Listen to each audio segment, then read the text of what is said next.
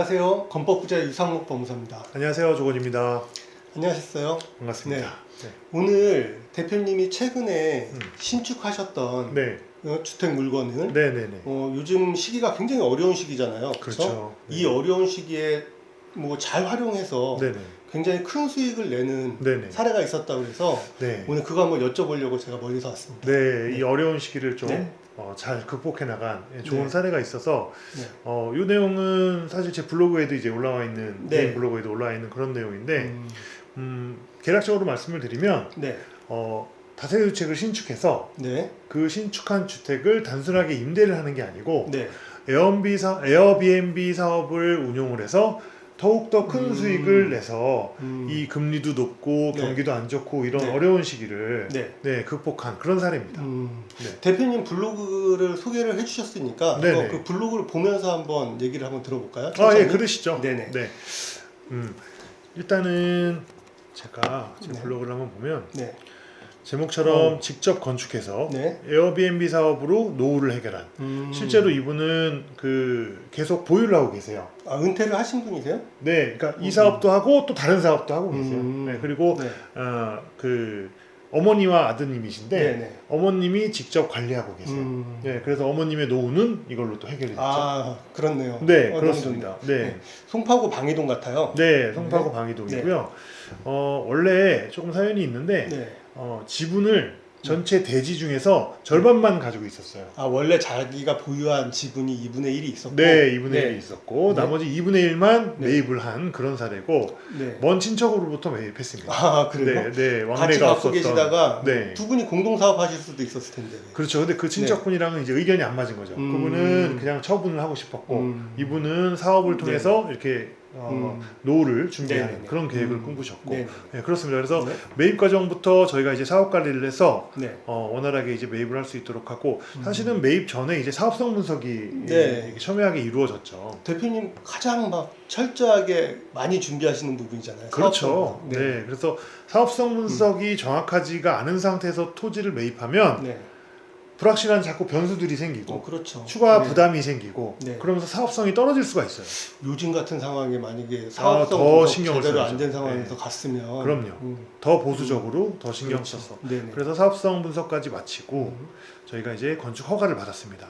자, 그럼 여기까지 정리해 보면 네. 자기가 2분의 1 가지고 있고 네. 먼 친척분이 2분의 1 가지고 있는 부지를 활용해서 맞습니다. 다세대 신축을 하기 위해서 맞습니다.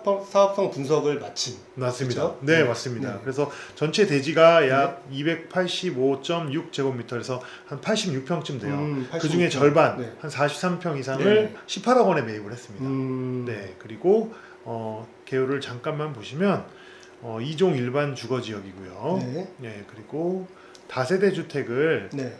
13세대를 계획했습니다. 땅 그리고- 크기가 뭐 13세대를 하기에 네, 정확히 그럼요. 뭐 예, 설계가 잘 네. 나왔습니다. 그래서 네. 제가 설계 평면도도 살짝 보여드릴게요. 네네네. 네, 그래서 13세대의 다세대 주택이 나왔고, 그다음에 근린생활시설이 1층에 네. 이 사업 부지가 나중에 보시면 아시겠지만 코너에 있는 부지예요. 네. 네, 그래서 그 코너에 상가 또 상권이 형성이 돼 있고 앞에 음. 그래서 상가까지 같이 이렇게 계획을 그러면 1층 상가는 굉장히 또 그 나름대로 가치가 또 네, 활용 유동 인구도 좋겠네요. 좀 있고 네, 네. 예, 충분히 상권이 형성돼 있는 라인의 코너이기 때문에 예, 매력이 있습니다. 그거는 혹시 이 건축주분이 네. 나 이렇게 활용했으면 좋겠다라고 말씀을 해주신 거예요? 아니면 네. 대표님이 이 상권에서는 네. 1층에 이런 근생이 상당히 좋은 활용 가치가 있다. 처음에는 카페를 넣었으면 하고 네네. 생각을 하셨어요. 그래서 그 코너에 커피숍이 좀 있었으면 좋겠다라고 생각을 했는데 네.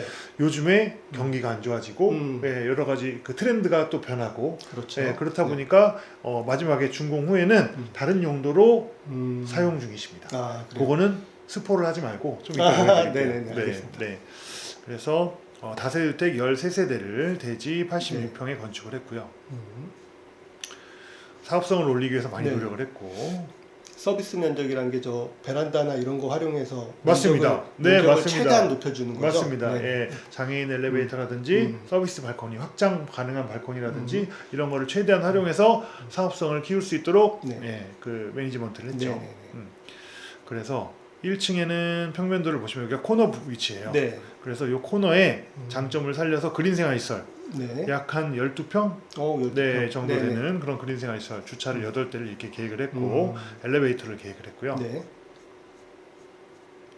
여기가 이제 2층에서 3층입니다. 그래서 각 층마다 투룸에서 1.5룸을 하나, 둘, 셋, 네 세대를 계획했어요. 네. 예, 그래서 구조가 상당히 좋아 보이는데요. 네, 1.5룸이나 투룸. 그래서 이 컨셉은 뭐냐면 답답해 보이지 않는 구조를 빼는 거에 집중을 했어요.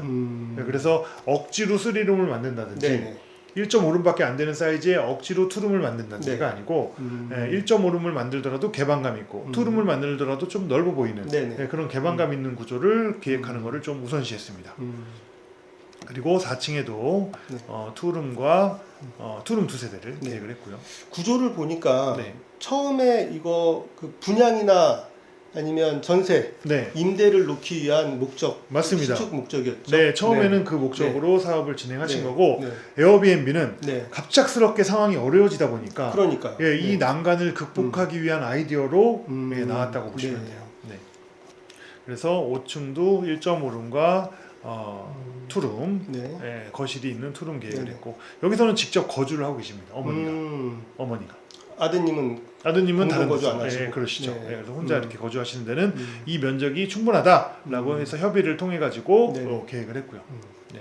건물에 또 건축주가 직접 거주하시면서 관리를 해주셔야 그렇죠. 건물이 깨끗하게 잘 활용되고 오래가더라고요. 아무래도 네. 그리고 또 에어비앤비 같은 경우에는 수시로 이렇게 체크해야 될 사항이 많아요. 네. 말씀을 드리겠지만 장점, 수익적인 장점도 있지만 분명히 관리적인 불편함도 있거든요. 그러니까요. 그거를 내가 직접 관리한다고 하면 사실 내 몸을 많이 움직여야 되고 활용을 해야 되는 그런 시간을 할애해야 되는 네네. 그런 것들이 있기 때문에 장점이 있으면 단점이 있듯이 그렇죠. 그런 게 있습니다. 근데 직접 거주를 하시니까 거주를 하면서 소일거리로 그렇게 관리를 하시니까 아무래도 그런 게 좀 부드러웠죠. 분명히 원활했죠. 장점이 될 것 같아요. 그럼요. 네네.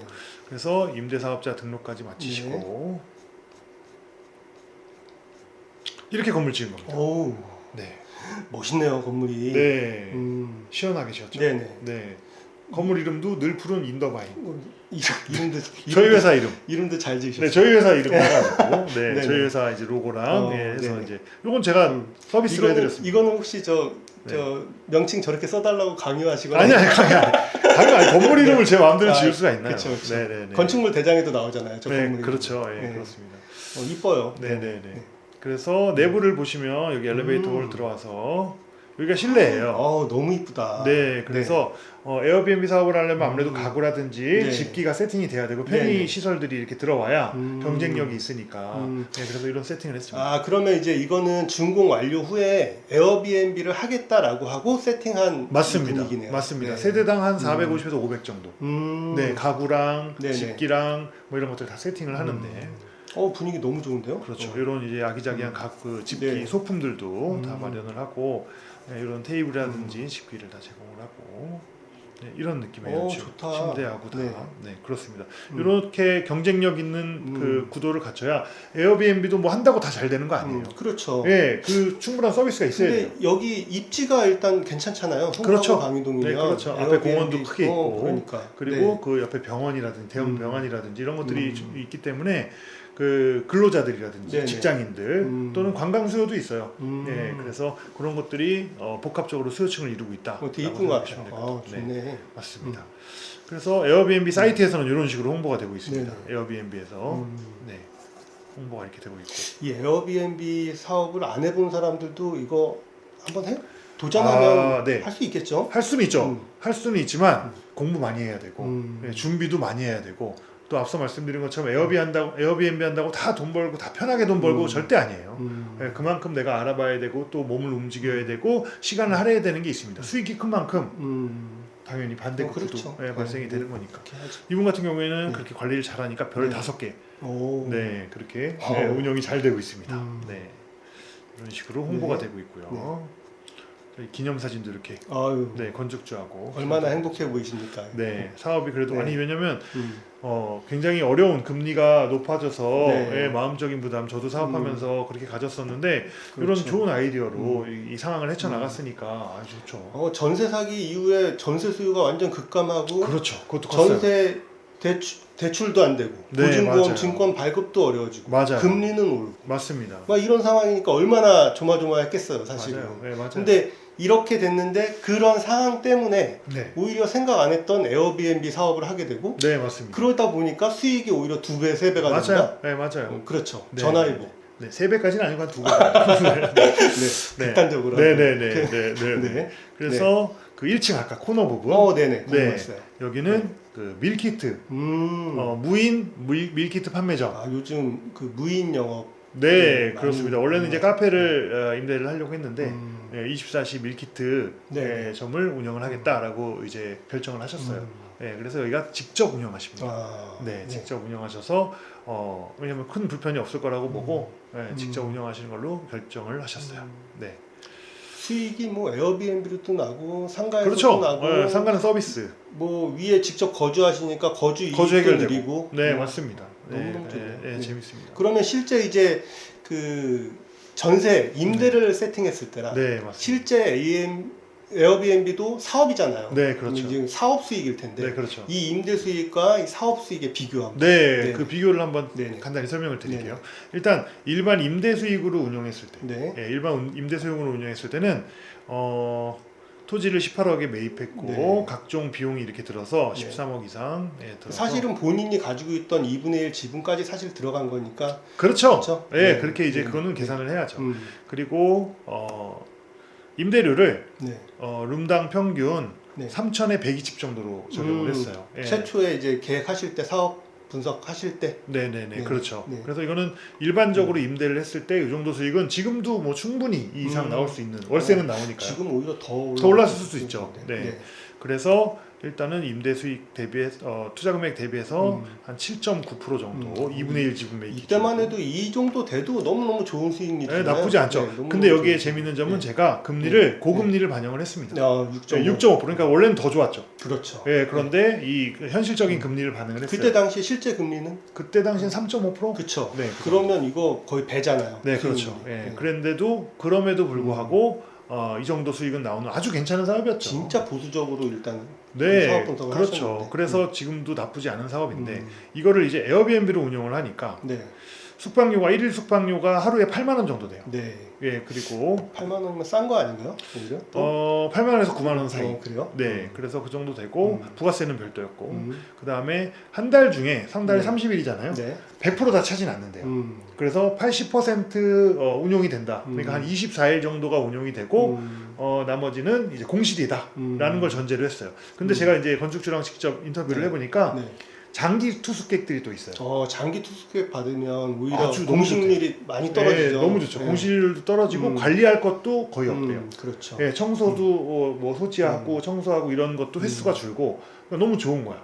그래서 좀 저렴하게라도 장기라는 게 너무 좋다. 네, 그 저라도 말씀하셨어요. 그럴 것 같아요. 맞아요. 공식률 그렇게 했어요. 매일 신경 쓰는 것보다. 네, 그래서 장기 숙박도 있지만 아무튼 평균적으로 80%가 운용이 된다고 봤을 때 월 수익금이 아까 5,700 정도 네. 됐던 게 80% 운용을 와. 했을 때 1억 900, 한 1억 1천만 원이 됩니다. 네. 네, 이거는 엄청난데요?